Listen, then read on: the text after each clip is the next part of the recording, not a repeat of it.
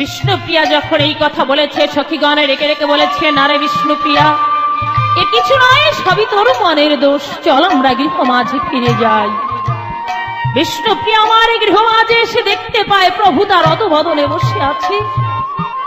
তাই প্রভুর কাছে গিয়ে রেখে রেখে বলেছে, প্রভু প্রভু কি হয়েছে বলো না প্রভু, কেন তুমি মলিন বদনে বসে আছো?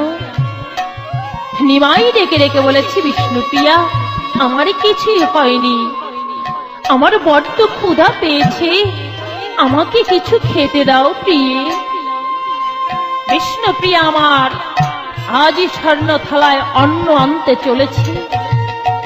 স্বর্ণ থালায় অন্ন নিয়ে যখন যাত্রা করেছে, হঠাৎ বিষ্ণুপ্রিয়ার নাকের বেসনখানা খুলে মাটিতে পড়ে গেছে। তাই আজ শাশুড়ি মাকে ডেকে ডেকে বলেছে, দেখো দেখ। আজ বিষ্ণুপ্রিয়া যখন এই কথা বলেছে, সচিমাতা আমার দৌড়ে এসেছে, ডেকে ডেকে বলেছে, বৌমা তোমার কি হয়েছে বলো বৌমা। বিষ্ণুপ্রিয়া বলেছে, মা গো, আমি যখন প্রভুর জন্য স্বর্ণ থালায় অন্ন আনতে চলেছি, তখনই আমার নাকের বেসনখানা খুলে পড়ে গেছে। আজই বুঝি আমার বড় অমঙ্গল হবে প্রভু। সচিমাতা ডেকে ডেকে বলেছে, মা বৌমা দুঃখ করো না, এ কিছু নয়, সবই তোমার মনের দোষ। যাও তুমি আমার নিমাইকে খেতে দিয়েছো। বিষ্ণুপ্রিয়া আমার স্বর্ণ থালায় অন্ন নিয়ে প্রভুর সম্মুখে দিয়েছে।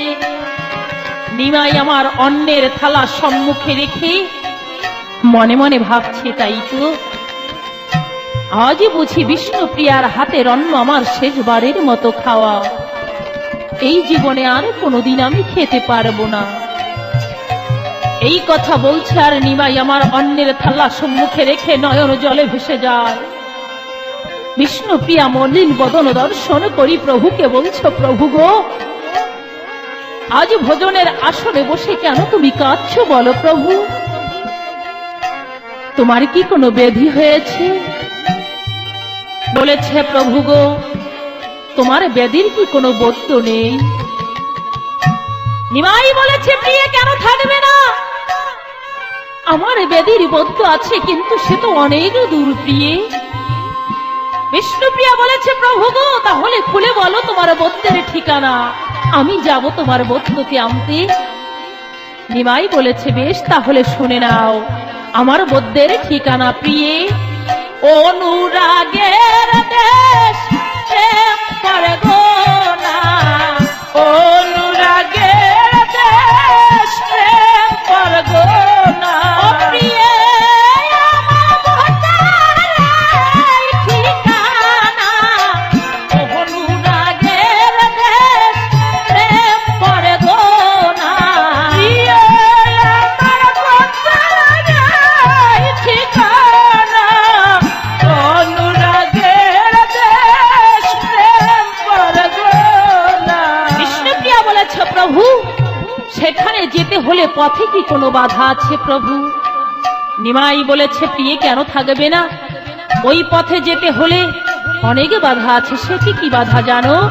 আছে মায়া নাগিনী আর কালো ভুজঙ্গিনী দংশনে বড় জ্বালা, হৃদয় জীবায় দংশিয়া বিষ জারিয়া প্রাণে করে ঝালা পালা। ও প্রিয়ে, ওই মায়া নাগিনীতে যখন দংশন করে, এই বিষয়ের বিষ এনে ঢেলে দেয়, আর তখনই তো পাপাচ্ছন্ন কলির জীব আমার আমার বলে কেঁদে ওঠে প্রিয়ে। বিষ্ণুপ্রিয়া বলেছে, প্রভু গো, ওই মায়া নাগিতে দংশন করলে তার কি কোনো বিহিত নেই? নিমাই বলেছে, কেন থাকবে না প্রিয়ে, বিহিত আছে। সে কি বিহিত জানো? তখন ডুরি বাঁধতে হবে। বিষ্ণুপ্রিয়া বলেছে, বেশ এবার তাহলে আমি আসি প্রভু। নিমাই বলেছে, প্রিয়ে তুমি কি নিয়ে যাবে? বিষ্ণুপ্রিয়া বলেছে, কেন আমি কিছু মণিমুক্তা নিয়ে যাব প্রভু। নিমাই বলছে, না প্রিয়ে, তুমি কি জানো না, সে যে মণিমুক্তার বৈদ্য নয় প্রিয়ে। আমার বৈদ্যকে আনতে যেতে হলে তার চরণে দেহ মন প্রাণ অর্পণ করতে হবে, তা না হলে আমার বৈদ্যকে আনা যাবে না প্রিয়ে।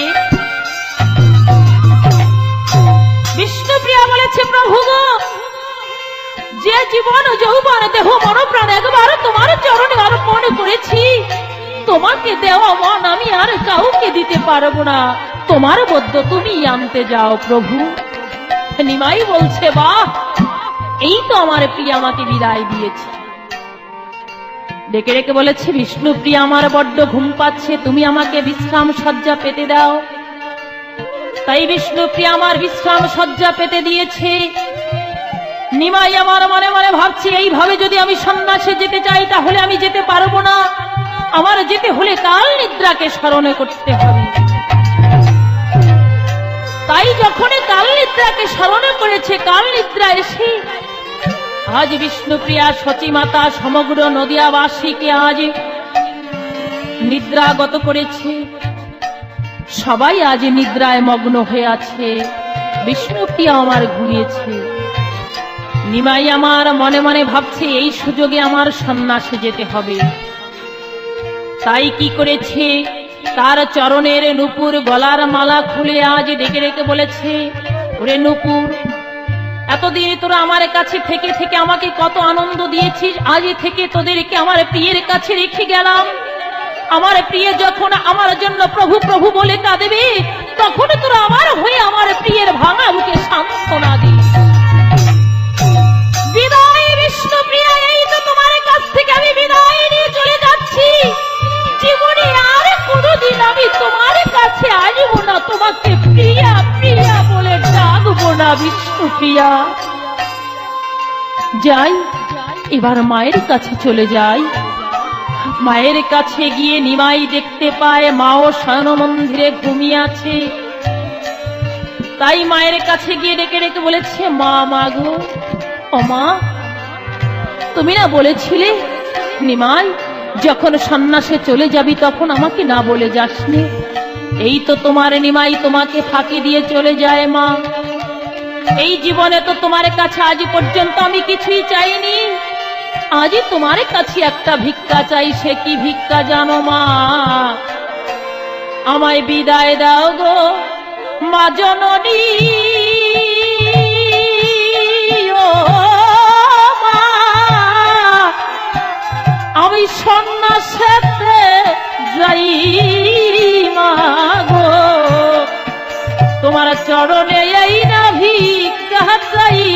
আর পুরিবি, তুমি আমাকে আশীর্বাদ করে দিও, তোমার নিমাই যেন সন্ন্যাস ধর্ম গ্রহণ করি, হরির নাম মহামন্ত্র দিয়ে পাপাচ্ছন্ন কলির জীবকে উদ্ধার করতে পারে মা। এবার তোমার কাছ থেকে বিদায় নিয়ে চলে যাই।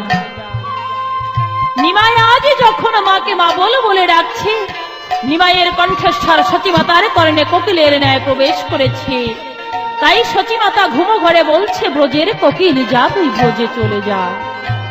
নিমাই মনে মনে ভাবছে, এই তো মা আমাকে বিদায় দিয়েছে। তাই কি করেছে, নিমাই আমার ধীরে ধীরে যাত্রা করেছে। বাড়ির বাহিরে গিয়ে কিছু দূরে গিয়ে নদিয়াবাসী সবার কাছ থেকে বিদায় নিয়েছে। সবার কাছ থেকে বিদায় নিয়ে কাল নিদ্রাকে বলছে, কাল নিদ্রা, তুমি এবার আমার মা বিষ্ণুপ্রিয়া সমগ্র নদিয়াবাসীর চোখ থেকে সরে যাও। কাল নিদ্রা যখন সরে গিয়েছে, বিষ্ণুপ্রিয়ার ঘুম ভেঙে গেছে। বিষ্ণুপ্রিয়া ঘুম থেকে জেগে আজ প্রভুকে না দেখতে পেয়ে উন্মাদিনীর ন্যায় ছুটে চলেছে সচিমাতার শয়ন মন্দিরের দিকে। শয়ন মন্দিরের কাছে গিয়ে মাকে ডেকে ডেকে বলছে, মা, মা গো, ও মা, বড় সর্বনাশ হয়েছে মা, তোমার নিমাই তোমাকে ফাঁকি দিয়ে চিরজন্মের মতো সন্ন্যাসে চলে গেছে। সচিমাতা আমার ঘুম থেকে জেগে আজই ডেকে ডেকে বলেছে, নিমাই, নিমাই রে, আজই তুই কি করেছিস? আমাকে যাবার সময় একটু বলেও গেলি না নিমাই। চলো বৌমা, আমরা এগিয়ে দেখি আমার নিমাই কত দূরে গিয়েছে। নিমাই দাঁড়া রে, দাঁড়া রে, দাঁড়া রে নিমাই, ও নিমাই, দেখি নয়ন ভোরে রে নিমাই, দাঁড়া রে।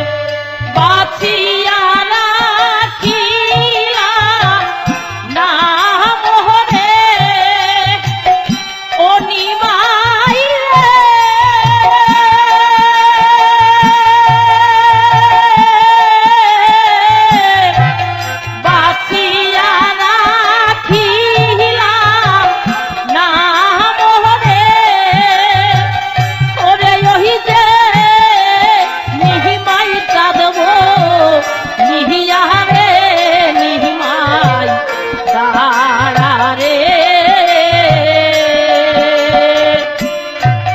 দাঁড়া রে দাঁড়া রে নিমাই ও নিমাই দেখি নয়ন ভরে রে নিমাই দাঁড়া রে। সতীমাতা আজ যখন এমনি ভাবে নিমাইকে ডাকছে, সতীমাতা এপারে ডাকছে আর ওপার থেকে প্রতিধ্বনি হয়ে ভেসে আসছে, ডেকে ডেকে বলছে সে যে আর নাই আর নাই আর নাই আর নাই চাঁদেই নদিয়ায় আর নাই আর নাই এই নদিয়ার চাঁদেই নদিয়ায় আর নাই আর নাই। এই বলে নিমাই আমার চলেছে কোথায়? কাটুয়া কাঞ্চননগর সুরধরীর তীরে ভারতী গোসার আশ্রমে।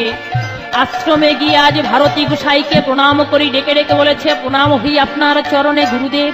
এই তো আমি এসেছি, এবার আমাকে সন্ন্যাস মন্ত্রে দীক্ষিত করুন গুরুদেব। ভারতী গোসাই আমার ডেকে ডেকে বলেছে নিমাই পাশে মধুশীলের বাড়ি, ওখান থেকে মস্তক মুন্ডন করে গঙ্গা থেকে গঙ্গা স্নান সেরে এসো নিমাই। নিমাই আমার মধুশীলের বাড়িতে গিয়ে ডেকে ডেকে বলেছে মধু মধু আমাকে মস্তক মুন্ডন করে দে। আজ মধুশীলের বাড়ি থেকে মস্তক মুন্ডন করি, গঙ্গা থেকে গঙ্গা স্নান সেরে আজই ছুটে এসেছে ভারতী গোসার কাছে। ভারতী গোসাই ডেকে ডেকে বলেছে তাই তো, যিনি হচ্ছে জগৎ গুরু আজই তাকে কি মন্ত্র দিয়ে আমি দীক্ষিত করব। ভারতী গোসাই যখন মনে মনে এই ভাবনা ভাবছে, নিমাই মনে মনে ভাবছে আজ গুরুদেবকে আমার মন্ত্র দিতে হবে, যদি সন্ন্যাসের উপযুক্ত হয় সেই মন্ত্র আমি পুনরায় ফিরিয়ে নেব। তাই অগ্রে নিমাই দিয়েছে, তারপর সেই মন্ত্র পুনরায় নিমাইকে ভারতী গোসাই ফিরিয়ে দিয়ে বলছে নিমাই আজ থেকে তোমার কর্ম কি জানো নিমাই? দিন অন্তে একবেলা ভজন করবে সিদ্ধ ভাত, আর কলির জীবের দ্বারে দ্বারে নাম বিতরণ করবে, আর বলবে জয় রাধে শ্রী হরে কৃষ্ণ হরে কৃষ্ণ হরে কৃষ্ণ কৃষ্ণ কৃষ্ণ হরে হরে হরে রাম রাম রাম হরে হরে হরে কৃষ্ণ কৃষ্ণ কৃষ্ণ হরে হরে হরে রাম রাম রাম হরে হরে হরে কৃষ্ণ কৃষ্ণ কৃষ্ণ হরে হরে হরে রাম রাম রাম হরে হরে হরে কৃষ্ণ কৃষ্ণ কৃষ্ণ হরে হরে হরে রাম রাম রাম হরে হরে